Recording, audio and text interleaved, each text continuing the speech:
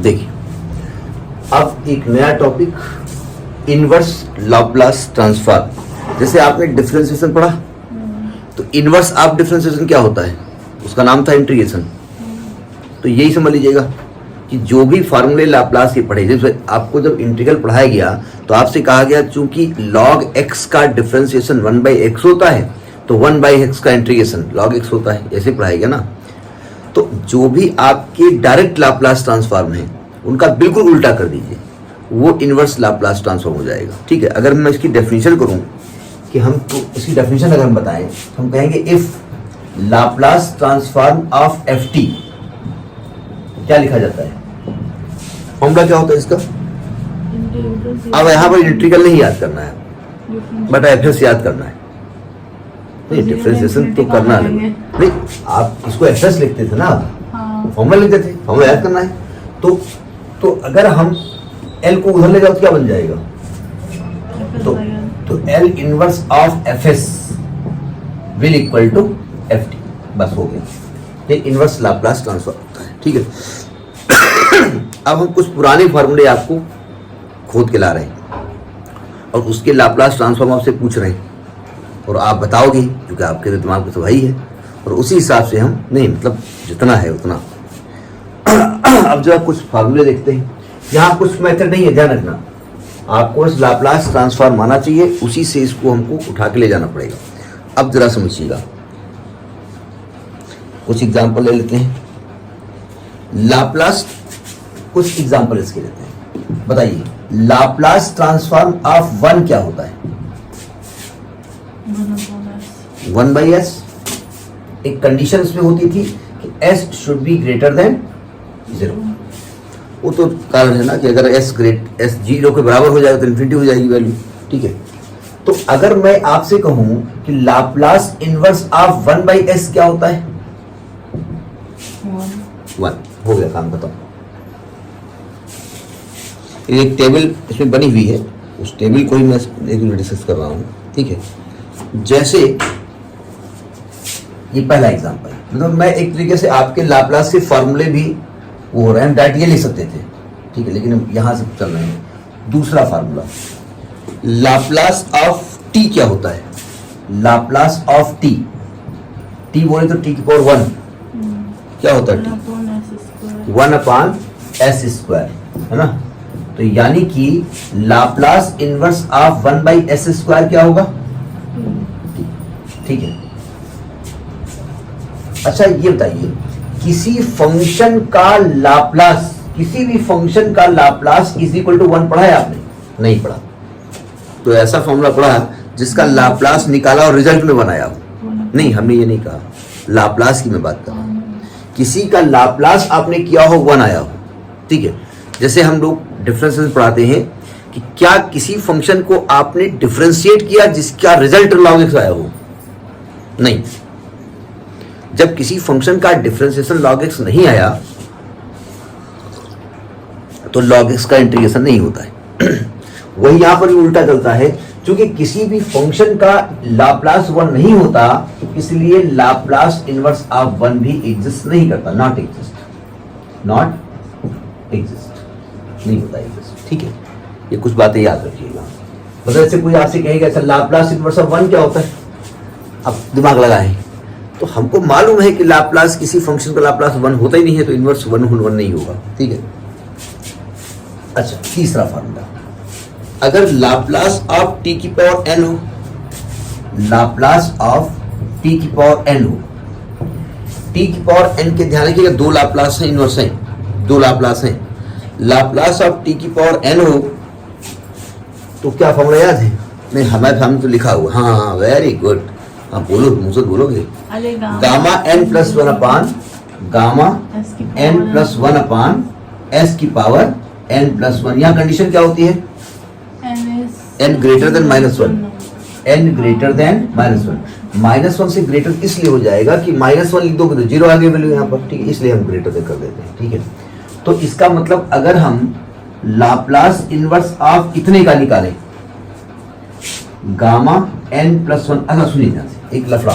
अब यहां पर जब लाप्लास इनवर्स निकालेंगे तो यहाँ कांस्टेंट थोड़े हम लिखेंगे, जैसे आप log x to base a का इंटीग्रल में 1/x log e to base a ऐसा होता है ना, तो log जब आप इंटीग्रेट करते हो तो log e to base a इधर ट्रांसफर कर देते हो ना, तो आप जैसे मैंने हम असल लिख रहे हैं पूरा, हम ये निकालना चाहते हैं, तो इसका मतलब क्या होता है, इसका मतलब तो t को n होता है, लेकिन ये थोड़े यहाँ लिखेंगे तो हम यहाँ 1 लिखेंगे, ये कहाँ जाएगा, ये यहाँ अपान में आ जाएगा।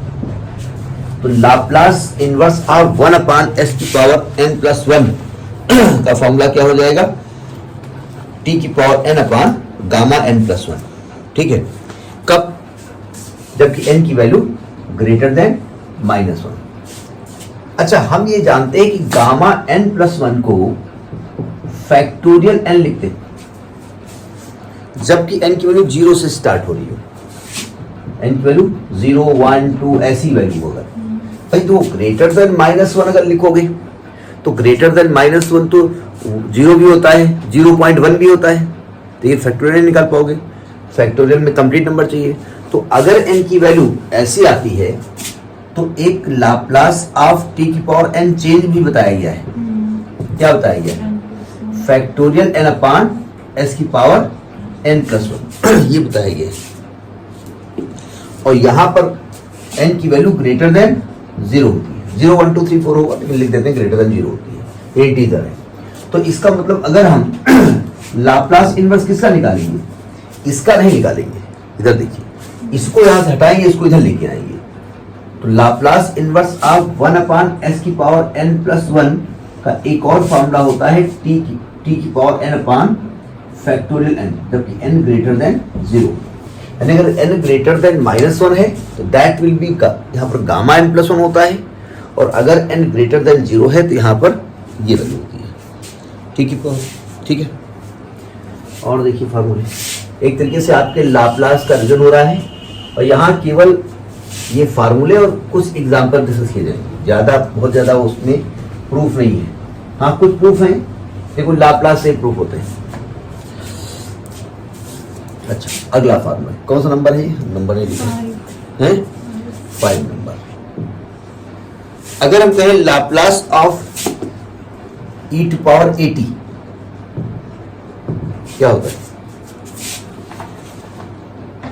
Laplace of e to power 80, जब सबने पूछो तो बता दो। हाँ, very good, 1 upon s minus a। शर्त यहाँ पर कंडीशन क्या थी, s is greater than a। ठीक है, तो इसका मतलब अगर मैं लाप्लास l को इधर ले आऊं तो it will become Laplace inverse of 1 upon s minus a that equal to e to power 80।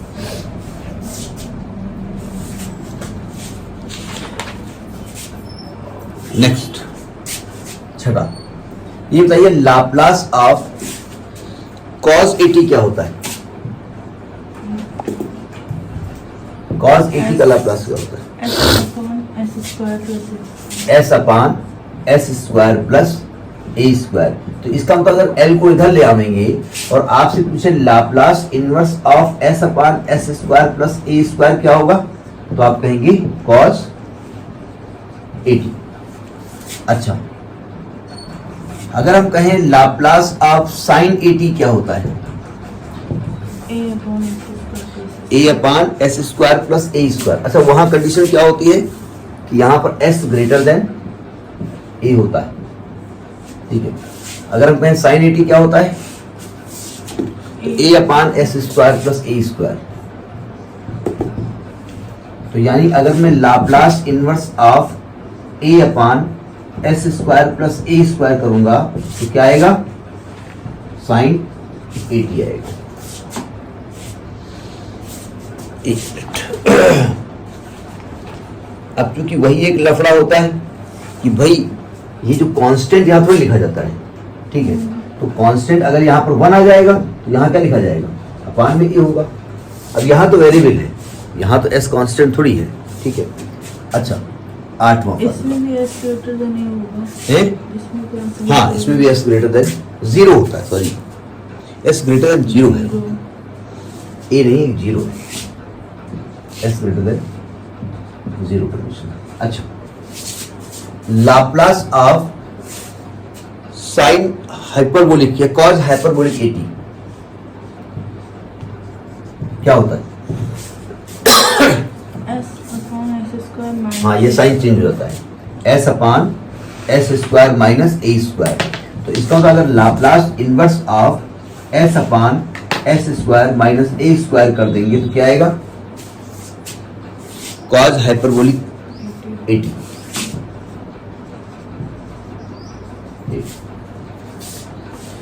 यहां भी कंडीशन ये है कि एस जो है ना वो ग्रेटर देन है मॉड ऑफ ई।